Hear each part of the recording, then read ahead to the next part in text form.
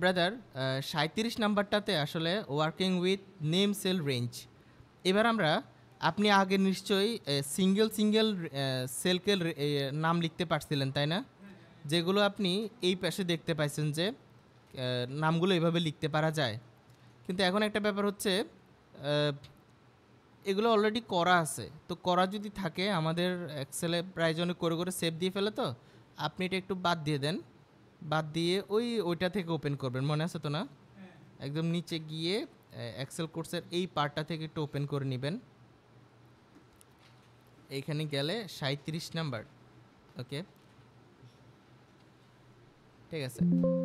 এবার আমি জাস্ট এটা সিলেক্ট করলাম হেডিংটা সহকারে, তারপরে যাচ্ছি আপনার কোথায় যাব, ফর্মুলাতে ক্রিয়েট ফ্রম সিলেকশনস। তো টপ রো মানে কি বোঝাচ্ছে, যে আমি এই সেলটার যে নাম লিখব উপরে কমিশন নামে এটার কি হয়ে যাবে, নামটা হয়ে যাবে। ওকে, এই যে কমিশন চলে আসছে অলরেডি। তারপরে টেক্স সেম ইউজ করতেছি।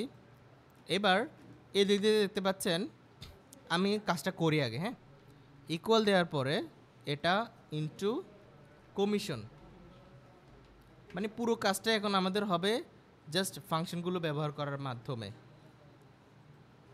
ইনটু টেক্স,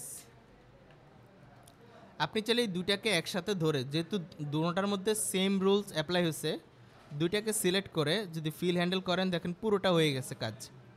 এবার আপনার এইখানে হিসাবটা মিলানোর জন্য এই হেডিংটা ধরে কন্ট্রোল শিফট একদম নিচের দিকে চাপ দেন, পুরোটা সিলেক্ট হলো না? তো ক্রিয়েট ফ্রম সিলেকশন দিলে কি হবে, আপনার পুরো রেঞ্জটারই একটা নাম হয়ে যাবে এইখান থেকে নিচের দিকে। ডান। এবার দেখেন আবার দিচ্ছেন ক্রিয়েট ফ্রম সিলেকশনস, নাম হয়ে গেছে।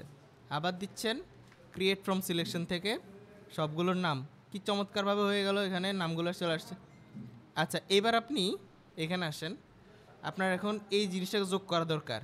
আপনি সাম লিখে সেলস রেভিনিউ 2019 দেখছেন, এটা চাপ দেওয়ার সাথে সাথে এটা সিলেকশন হয়ে যেতে দেখাচ্ছে, আমাকে আর ওইখানে যাওয়া লাগতেছে না।